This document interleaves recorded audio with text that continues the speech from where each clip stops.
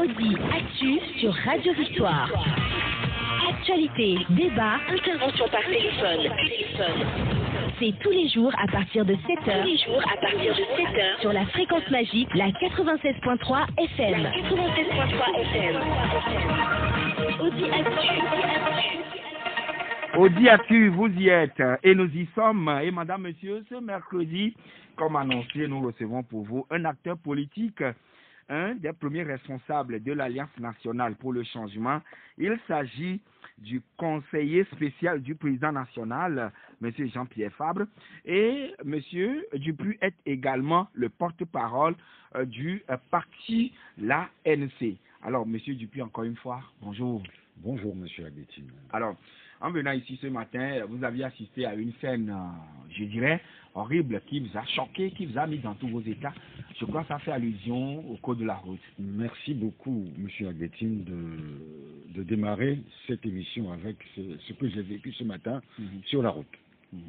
Et je voudrais m'adresser à mes compatriotes qui sont sous la pluie sur la route. Je voudrais leur demander d'observer un minimum, tant soit peu, le respect des codes de la route, le respect de ce que j'appellerais le civisme sur la route. Tout à l'heure, en arrivant, je m'étais arrêté à un feu rouge parce qu'il pleuvait. Il y avait une dame sur le passage clouté avec au dos un bébé et sur la tête les marchandises. Elle était au milieu de la chaussée et de l'autre côté... Sur le passage clouté. Sur le passage clouté. Ah, d'accord. Le feu était rouge, mais et vert pour les piétons. Il y avait au moins 10 voitures qui sont passées, klaxonnant. La dame était là, debout au milieu. Et ce qui était... Alors que le feu était rouge. Et moi qui m'étais arrêté, on me klaxonnait parce que je ne bougeais pas. Parce que vous respectez la signalisation. Je respecte la signalisation. Mais au moins, nous devons savoir qu'une personne sur un passage clouté, le piéton, quand il est sur le passage clouté, est prioritaire. Ça, nous devons respecter cela. C'est pour ça qu'il y a des passages piétons, des passages cloutés. Ce sont les traits blancs qu'il y a sur la route. Maintenant, quand il pleut, respectez quand même les citoyens qui, sous la pluie, essayent de traverser la route. Ça ne coûte rien. Pour vaquer à leurs occupations. Même s'ils ne sont pas sur des passages cloutés, respectez l'être humain qui sont sur la route, l'être humain qui est sur la route, et arrêtons-nous une seconde. Allumons nos clignotants pour éviter que quelqu'un d'autre passe de l'autre côté, de manière à ce que ces personnes traversent la rue librement et sain et sauf. Oui, mais au Togo, tout donne l'impression comme si vous n'avez pas un moyen de déplacement, ou bien si vous n'êtes pas sur un moyen de déplacement, alors vous n'avez plus le droit de citer de circuler librement. Mais ça, c'est un long débat. Je pense que je vous suggère d'ailleurs, monsieur Aguetine, la radio Victoire doit pouvoir, si vous en avez la possibilité, organiser des émissions de civisme routier. Voilà. C'est-à-dire inviter les spécialistes, les professionnels du code de la route pour venir parler un peu du code de la route une fois par semaine, 2 fois par semaine, de manière à sensibiliser davantage nos compatriotes qui sont les usagers de la route. La route est un lieu pour nous tous. C'est un lieu de vie, mais c'est un lieu de mort également. Si on n'est pas prudent. Si on n'est pas prudent, il y a énormément de personnes qui tombent pratiquement tous les jours à cause des accidents. Soit ils en meurent, soit ils sont blessés et handicapés à vie. Donc évitons cela, surtout actuellement où il pleut beaucoup. Il y a des inondations dans les quartiers. Roulez doucement. Et puis, vous savez, vous êtes au bord de la rue, les femmes sont assises là-bas, les gens passent à toute vitesse sur les flaques d'eau, les gens sont mouillés. Donnons-nous le temps de rouler doucement, surtout en ce temps de pluie. Je vous remercie. Et voilà, et quand ces femmes ou ces citoyens qui circulent ici et là, qui déambulent ici et là, parfois c'est pour se rendre dans les marchés afin de pouvoir faire le commerce et gagner leur pain quotidien. Mais aujourd'hui, ou depuis un bon moment, on constate la cherté des denrées alimentaires sur le marché. Et tout cela a été exacerbé par la hausse des prix des produits pétroliers opérée le 11 juin dernier. Mais depuis lors, nous n'avons pas entendu l'Alliance nationale pour le changement lever son petit doigt pour se prononcer. Qu'est-ce qu'il s'est passé? L'Alliance nationale pour le changement, l'ANC, suit de très près l'actualité sociale de notre pays. Et elle déplore ce qui se passe. Vous parlez de l'augmentation du prix des produits pétroliers, oui. Mais avant cela, en mars, il y avait eu la hausse des tarifs des péages, oui. Pratiquement 50%. Or, les véhicules, que ce soit des motos ou des taxis, qui ramènent nos mamans des villages vers les marchés, prennent ces moyens de locomotion. Ça veut dire que déjà, le prix du transport a augmenté en ce moment-là. Aujourd'hui, le prix des produits pétroliers a augmenté d'environ 18-19% en moyenne. 18-19%. Or, nous sommes dans un pays où les gens ont du mal à vivre. Ceux qui ont la chance d'avoir du travail, souvent ils ne perçoivent même pas le minimum garanti qui est de 35 000 francs. Et j'ai déjà eu à dire à maintes reprises sur votre antenne ici qu'avec 2 fois 35 000 francs, les gens ont toujours du mal à vivre. Oui, si vous faites... Même 70 000 ne peut pas couvrir les 30 jours. Je vous fais un calcul rapide. Vous prenez 70 000 francs. 70 000 francs. Si vous prenez un zémidian pour aller au travail, revenir, ça vous fait quoi? Aujourd'hui, c'est autour de 300 francs. Disons 250. 250 multiplié par 2, ça fait 500 francs. 500, en supposant que la personne ne rentre pas à midi. 500 francs par jour, multiplié par 30, ça fait combien? Ça fait 15 000. Vous enlevez les 15 000. Il reste 55 000. Il reste 55 000. La personne va payer l'eau et l'électricité. Disons faire forfaitairement 5 000. Il reste 50 000. Il va payer son loyer. Le loyer, 25 000. 25 000. 25 000 le minimum. Le minimum. Enlevez 25 000. Il reste 25 000. 25 000. Il va s'habiller, se nourrir pendant un mois. Ça ne lui fait même pas... La communication à côté. Ça ne lui fait même pas 1000 francs par jour pour vivre. Et il ne pourra même pas épargner. Qu'est-ce que vous voulez faire avec 1000 francs par jour, aujourd'hui, à Lomé? Et si vous avez des enfants, il faut les scolariser. Si vous êtes malade, il faut aller vous faire soigner. Voilà la situation. Oui, mais nous ne sommes même pas à 70 000 francs le SMIC. Nous sommes à 35 000. 35 000. Nous sommes à 35 000. Vous allez au marché, la dernière fois je suis allé au marché, c'était dimanche, le marché de Noukafou. Je voulais acheter des tomates. 3 petites tomates dans un petit panier, 500 francs. Avec la pluie, les tomates ne grossissent pas, ne mûrissent pas. Et les prix augmentent. Le maïs, le bol de maïs a augmenté. Tout a augmenté. Le haricot, le gari, tout. Doevi, vous allez acheter Doevi, on va vous montrer un petit tas de Doevi comme ça, on va vous dire c'est 1000 francs. Et souvent, moi, je vais... Oui, mais alors, monsieur Dupuis, à quoi cela est dû? À votre, selon vous, en tant qu'acteur politique qui savait lire aussi tout ce qui se passe? Ce qui se passe, c'est que l'argent n'est pas à la portée de tout le monde. C'est malheureux à dire, mais c'est ça. Tout à l'heure, je vous dis que le salaire minimum est à 35 000. Mais il y a des gens qui ont du personnel qui ne sont même pas payés à 35 000 francs. Ah oui, à qui on donne 20 000, 25 000, ainsi de suite. Autrement dit, il n'y a même pas de contrôle quelque part. Il n'y a pas de contrôle quelque part. Et puis, il y a beaucoup de chômeurs.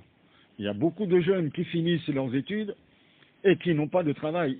Pas plus tard qu'avant-hier, j'ai reçu un jeune homme de 23 ans qui est diplômé en génie électricité. Il n'a pas de travail, il cherche du boulot. Il y a plein de jeunes. Et ces gens-là font des petits boulots, soit des émigrants, soit ils traînent pour faire des petits boulots. Et Donc, cette cherté de la vie a fait réagir les évêques du Togo la dernière fois lors de leur session ordinaire. Oui, et tout ça là, de toute manière, si l'ANC n'en a pas parlé, c'est que l'ANC est en train de préparer une rencontre avec les journalistes. Je vous l'annonce en primeur, est en train de préparer une rencontre avec les journalistes pour aborder tout cela, c'est-à-dire c'est le souhait du président national, comme ça fait longtemps qu'il n'a pas rencontré la presse et faire l'inventaire de tout ce qui se passe. Parce que depuis l'élection présidentielle de 2020, il y a comme une torpeur sur la classe politique. La classe politique ne s'exprime plus. L'ensemble, pas l'ANC seule. Je dis, la classe politique de l'opposition ne s'exprime plus. On arrête des responsables politiques pour délit d'opinion. On les enferme. Personne ne dit rien. On arrête des gens pour délit d'opinion. On les enferme. Personne ne dit rien. Souvenez-vous, M. Agbetin, ici au Togo, l'ANC a mobilisé des gens, des milliers de personnes dans les rues pour M. Pacha, qui n'est pas de l'ANC. L'ANC a mobilisé des gens ici au Togo pour Pascal Bodiona. Oui. Aujourd'hui, personne ne dit rien. Quand on a fermé des radios ici à Lomé, l'ANC a mobilisé des gens pour protester. Aujourd'hui, on a l'impression qu'il n'y a plus de contre-pouvoir. Le régime fait ce qu'il veut. La faute à qui? Le régime n'a plus de contre-pouvoir. Non. Cela est dû à quoi? C'est dû au montage grossier, aux insultes, aux mensonges qu'on a mis en place en 2019 et 20 pour anéantir l'ANC et ses dirigeants. Je n'aime pas en parler, mais il faut le dire, il faut le reconnaître. Quand vous détruisez quelque chose, avant de détruire, il faut savoir si vous avez quelque chose pour le remplacer. Mais si vous détruisez pour un néant, vous détruisez tout. Aujourd'hui, il faut rebâtir l'opposition, il faut rebâtir la résistance, il faut rebâtir la lutte. C'est un travail colossal. Ce qui amenait l'ANC à faire sortir des milliers, des centaines de milliers dans les rues, c'est des années de travail. Oui, mais est-ce que c'est l'ANC seul qui mobilisait les gens dans les rues, M. Dupuis? Je ne parle que de ce que je connais. Moi, je savais, en tant que responsable de la communication de l'ANC, et avant responsable de communication de l'UFC, je savais comment on organisait des manifestations, comment on faisait sortir des gens dans les rues. Ça, je le maîtrisais, je sais. Donc, tout ce qui s'est passé, tout ce que nous avions connu dans le passé est à mettre à l'actif, soit de l'UFC ou de l'ANC. Je ne dis pas cela. Je dis... pour ce que nous on faisait.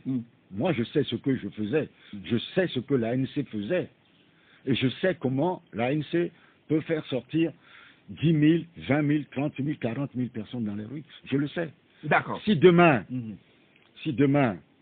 il y a une levée de l'état d'exception qu'on vit, état d'exception sanitaire qu'on vit au Togo à cause de la Covid, si demain on rentre dans une période normale et reprendre les manifestations, moi je peux vous dire que très rapidement, l'ANC sera en mesure de faire sortir des milliers dans la rue. N'oubliez pas quand même qu'une loi n'autorise plus de manifestations sur un certain nombre d'endroits dans la capitale. Vous savez, on a manifesté pendant 5 ans juste à la plage. Et ça a ébranlé le régime. Ça a ébranlé le régime? Bien sûr. Vraiment?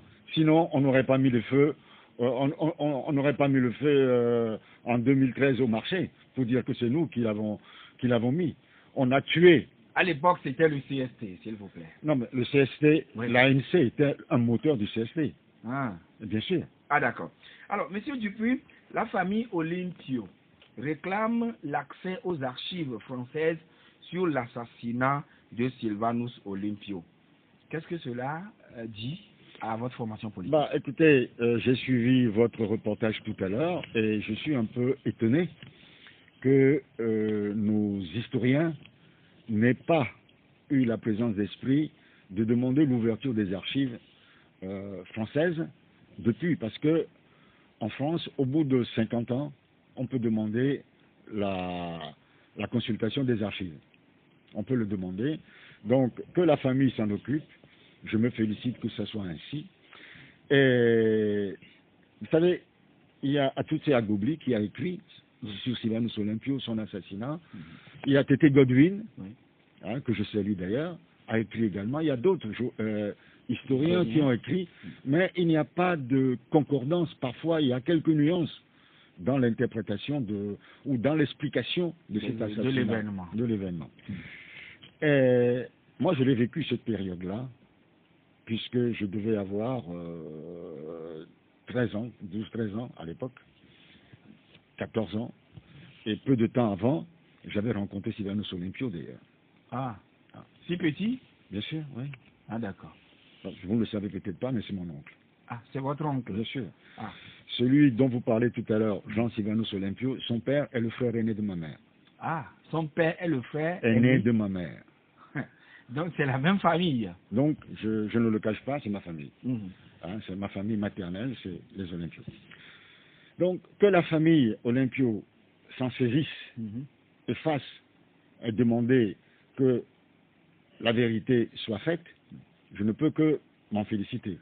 Mais je demande aux autorités universitaires, aux historiens togolais, de porter main forte à la famille pour que la vérité soit faite. Parce que ce n'est pas seulement une histoire qui concerne la famille Olympio, mais ça concerne tout le peuple togolais.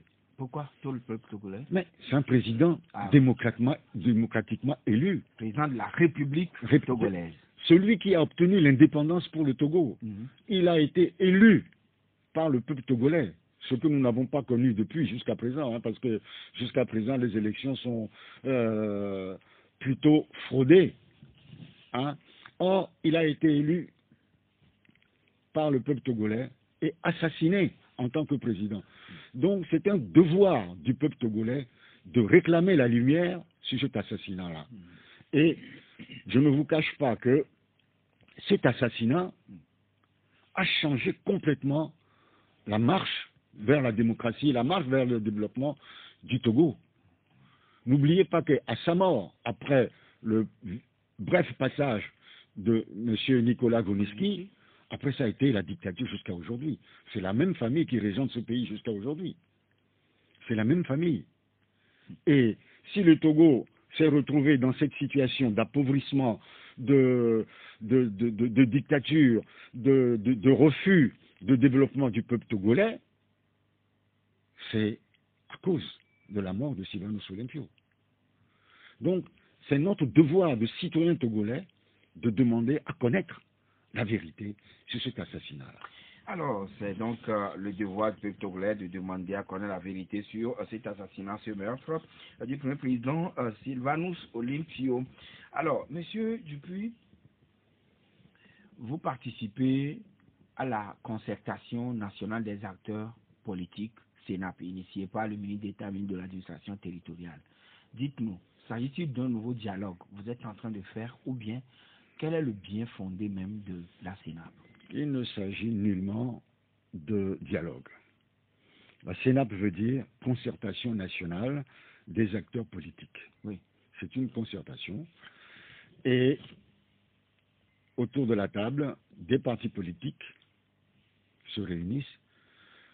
Pour l'instant, au départ, on nous avait dit qu'on va aborder plusieurs sujets et nous avons envoyé toute une liste de doléances.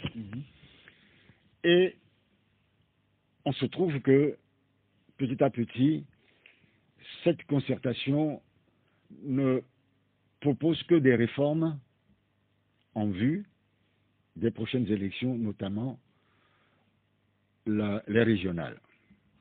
C'est le sentiment qui se dessine. En acceptant d'aller à cette concertation, que nous assumons pleinement. Que vous assumez pleinement. Pleinement. L'ANC avait pour ambition de faire porter à la connaissance du régime RPT Unir, du gouvernement, ces doléances pour que les prochaines élections soient transparentes et pour qu'il y ait un apaisement politique au Togo.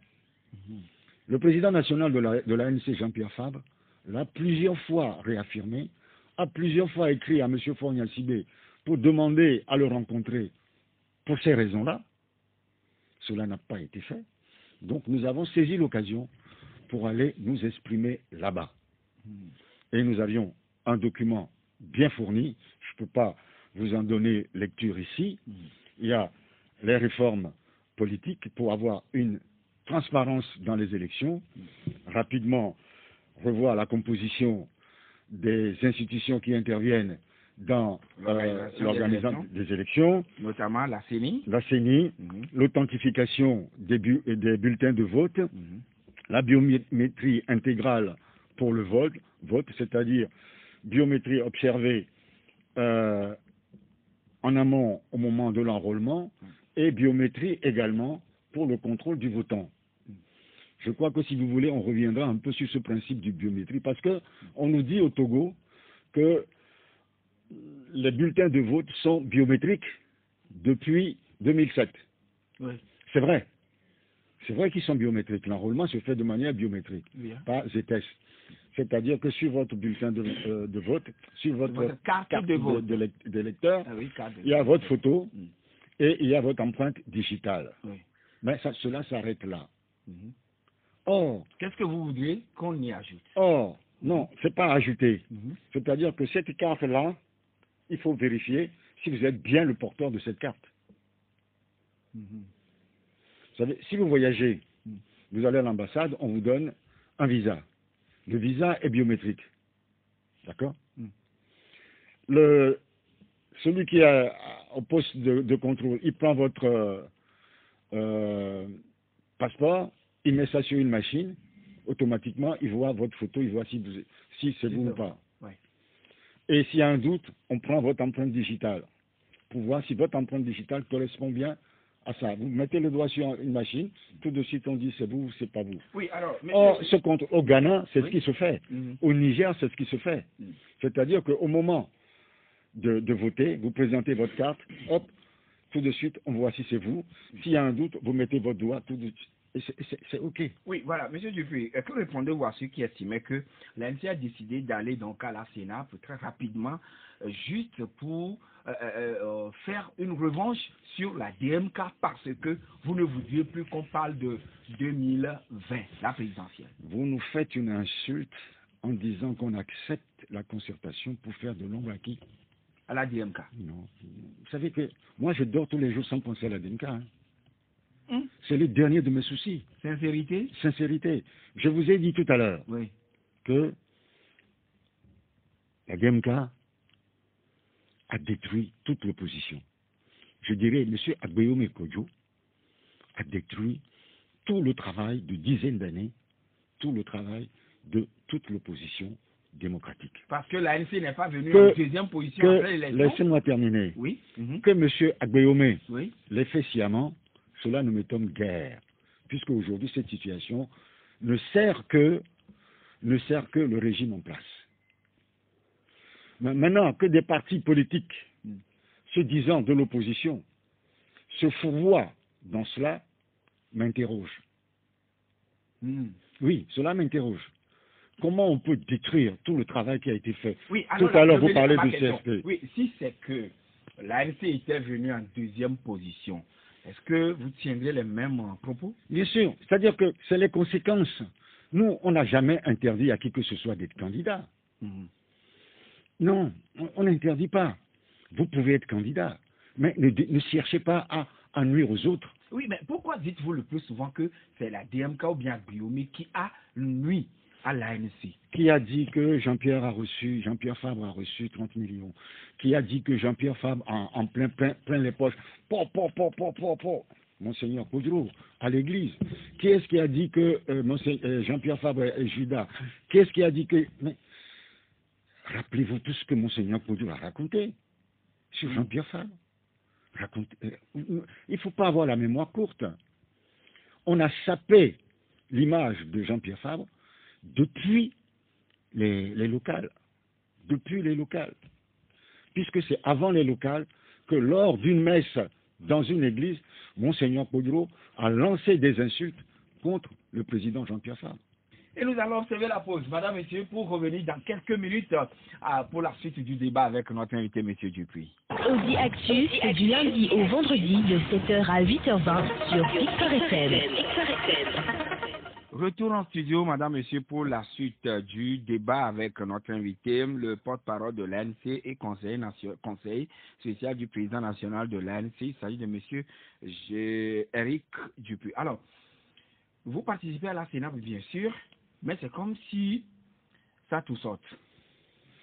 Oui, bon, c'est vrai que en date du 27 mai, nous avons écrit au ministre pour lui dire que toutes les propositions que nous avons faites pendant les longues discussions que nous avons faites au sein de la CNAP, nos propositions n'ont pas été prises en compte. Hein? Et on a cité notamment, parce qu'il y a plusieurs propositions, il y a des pages de propositions, parmi lesquelles la composition de la CENI, la vérification biométrique du vote, l'authentification du bulletin de vote. On a parlé également des mesures d'apaisement. Et tout ça là, on a l'impression qu'on n'est pas en phase avec le RPT UNIR. Et nous avions dit dans la lettre, à la fin, que dans ces conditions, et à défaut de réelles avancées, prenant en considération les préoccupations légitimes, objet de constantes revendications de mesures d'apaisement et de réformes électorales formulées par l'opposition de nombreuses années, l'ANC se verrait contrainte de ne pas s'associer au semblant de consensus qui se dessine contre son gré. Ça veut dire que on laisse encore la possibilité, on est ouvert à des discussions avec le ministre pour qu'on puisse trouver des solutions aux points importants qui nous tiennent à cœur. D'une part, pour avoir la crédibilité des scrutins, des processus électoraux, et également un apaisement de la situation politique au Togo. Voilà. Cet apaisement-là, ça passe par la libération des prisonniers d'opinion. Est-ce que vous l'avez dit de manière claire et bien face sûr, à face, on l'a dit, on a remis aux discussions ce document-là, proposition de la ANC, rapport à l'apaisement. Et qui date de... Non. Oui, puisqu'il y a des acteurs politiques qui ont été récemment arrêtés, ce qui suppose que vous n'êtes plus revenu sur ces arrestations. Non, ça a été dès le départ, quand on a commencé les discussions, dès le départ, on a préparé un dossier. On a préparé un dossier. Et à l'époque, Mme Adjamagbo et Gérard Djossou avaient été arrêtés. Je ne veux pas. Vous aviez réclamé cela à l'époque. Ah oui, mais dans nos documents, nous avons demandé la libération des détenus politiques, le retour des exilés, la levée définitive des inculpations dans l'affaire des incendies des marchés de Lomé et Kara. Il y en a plusieurs, hein. Il y a 2 pages, vous le voyez. Je ne vais pas en donner les. Oui, mais est-ce que vous aviez pu parler ou évoquer à nouveau les récents détenus politiques que on a encore aujourd'hui, à savoir M. Dimon Auré, M. Missia Brito. Non, mais et attendez. Tout ça là, on parle de tous les détenus politiques, c'est-à-dire passés et à venir. Ce que nous regrettons, c'est que ces propositions n'ont pas été prises en compte, n'ont pas été débattues à la CNAP comme nous le souhaitions. Et nous le disons, que ça fait partie de l'apaisement, parce que le paysage togolais est à tel niveau aujourd'hui que si on ne fait pas un effort en ce sens, les populations ne vont pas adhérer aux conclusions de la CNAP. Cette proposition, quelle a été maintenant la réaction des autres partis, des forces de l'opposition, qui sont également présentes à la Sénat? Vous m'excuserez, je ne veux pas, les discussions sont en cours, je ne veux pas rentrer dans le débat. Oui, mais à la Sénat, l'autre question, M. Dupuis, c'est que la cherté de la vie ou la situation, les préoccupations des Togolais, cela ne vous concerne guère. La preuve, vous n'avez jamais évoqué, c'est vrai que cela n'est pas inscrit dans les plans ou l'agenda, mais quand même, vous n'avez jamais évoqué la cherté de la vie au cours de vos discussions. Comment le savez-vous? Moi, je ne suis pas... Nous avons aussi les informations. Moi, je ne suis pas représentant de l'ANC à la CNAP. Ceux qui y sont nous rendent des comptes et on en discute. Mais je peux vous dire qu'aujourd'hui, les discussions ont tourné quasiment essentiellement autour des réformes électorales. Donc, ce qui vous préoccupe, c'est rien que les élections. Pas vous seul, vous tous qui vous retrouvez là-bas. Monsieur Agbetin, je crois que vous ne comprenez pas. Non, je vous suis de bout en bout. Je dis, dans ces conditions et à défaut de réelles avancées, prenant en considération les préoccupations légitimes, objet de constantes revendications, de mesures d'apaisement et de réforme électorale. Donc, dans la lettre que nous avons envoyée en date du 27 mai, nous avons dit que les mesures d'apaisement restent nos préoccupations.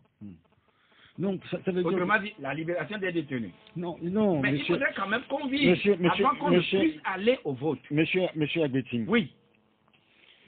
Tout ça là, je ne peux pas vous en donner lecture, mais je peux... Tu sais, il y a beaucoup de choses. Il y a plusieurs points. Je ne peux pas...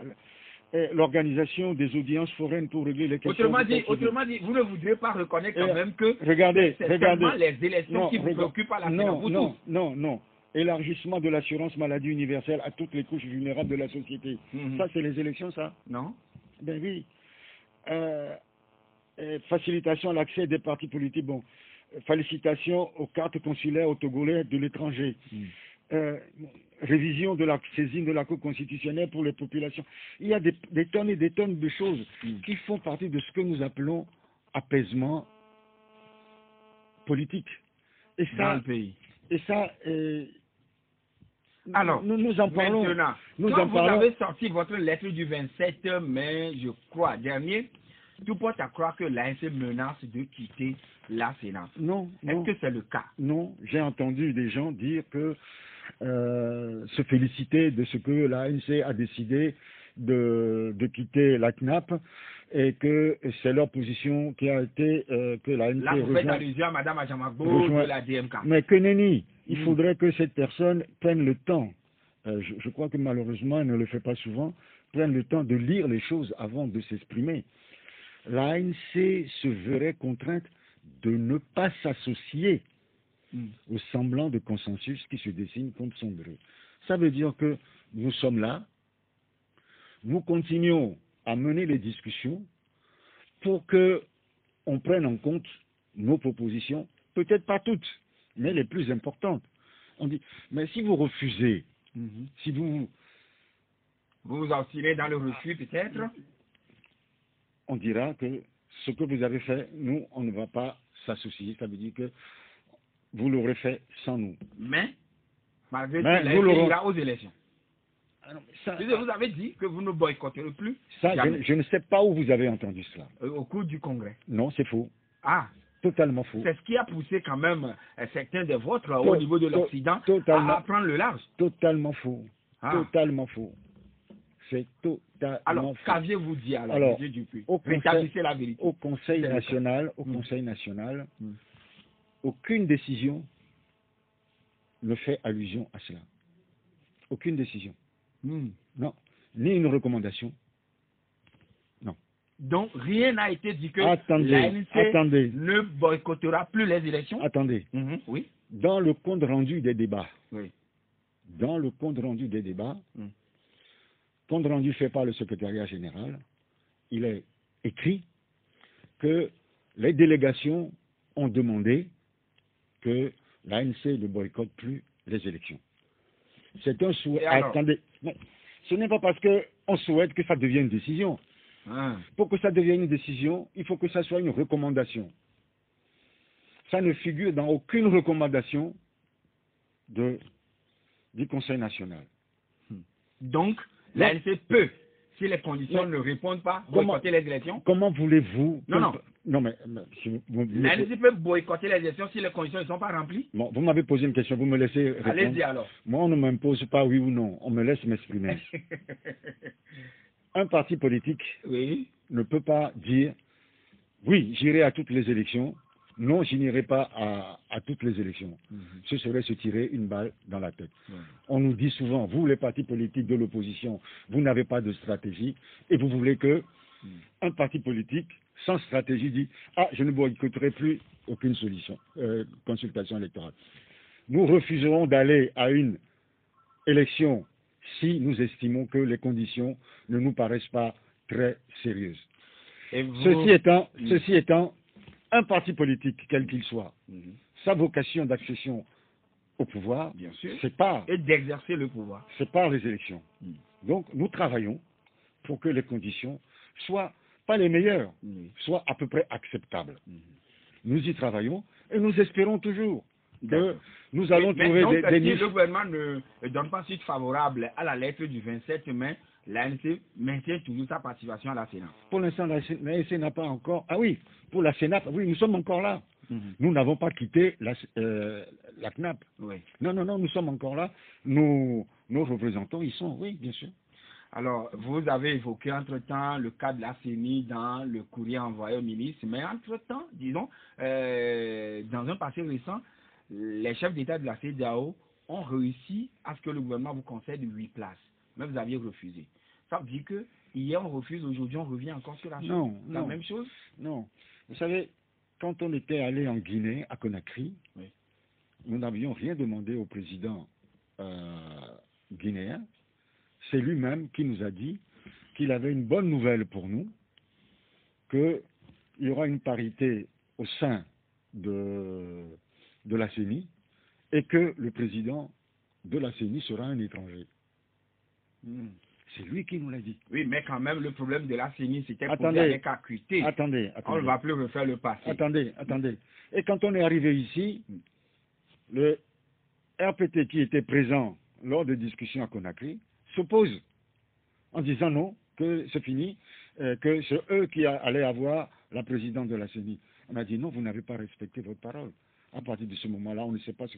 Parce que il va y avoir 8 de l'opposition, 8 du parti au pouvoir, plus le représentant du gouvernement, ainsi de suite. Ça veut dire qu'il y aura toujours il n'y aura pas d'équilibre. Il y aura toujours une majorité automatique en faveur du régime. C'est ce que nous déplorons, c'est tout. Alors, Pelé a une question à vous poser. Pelé, vous êtes en ligne? Oui. Bonjour Pelé. Oui, bonjour. Alors, une question, une seule. Bonjour. Bonjour, monsieur Pelé. Je pense que ce matin, M. Ridipi est en train d'enterrer carrément l'ANC en disant que l'ANC n'a pas dit qu'elle ne boycottera pas une élection au Togo. Ça, vous êtes en train d'enterrer l'ANC carrément, si vous ne vous souvenez pas. Bon, la question que moi je voulais vous poser, moi je n'aime pas qu'on insulte mon peuple. On insulte mon pays. Vous, en tant que qui? En tant que moi, Togolais. Oui, je n'aime pas comment. Oui, posez la question. Je veux dire que moi, Sonia Podro et Agbe, mais on troublait le peuple, ou bien on trompait l'opposition, ou bien on gâtait l'opposition. On détruit l'opposition. Oui, non. Monsieur Ridipuche, moi, Sonia Podro, le 31 décembre 2019, n'a pas fait Belengoudou à Agbe. Le peuple togolais sait que c'est cet Agbe. Oui, là, maintenant, la question de manière plus précise, mon cher ami. C'est une question que je pose. Oui, allez directement à la question. Il va répondre, parce que c'est un politicien. Moi, Sonia Podro n'a pas fait Belengoudou à Agbe. C'est cet Agbe qui a pleuré à la conférence nationale devant moi, Sonia Podro. Le peuple même le sait. C'est cet Agbe-là qui a fait la pluie et le beau temps avec le petit, avec Yadema et tout. Oui, d'accord. Non, laissez-moi évoluer. C'est cet Agbe qui a dit il est temps d'espérer avec Yadema. C'est cet Agbe qui est revenu pardon à ce peuple. Donc, si le peuple a voté à Agbe, le peuple n'est pas dupe. C'est ce peuple-là qui avait voté à J-Chris, Boba Kitani, Jean-Pierre Fabre jusqu'à aujourd'hui. Donc, il ne faut pas dire que on a trompé le peuple, on a trompé D'accord. l'opposition. Voilà, c'est bien noté pour vous, monsieur Pelé. Monsieur Komi. Oui, bonjour. Oui, bonjour. Bonjour à l'invité. Bonjour, monsieur. Première question, c'est de savoir, avec votre grandeur d'esprit et le travail abattu, est-ce que vous pourriez cesser à ce jour, à partir de ce jour, de se critiquer, de se vilipender dans l'opposition? Deuxième préoccupation, c'est de savoir, aujourd'hui, vous êtes un parti extra-parlementaire.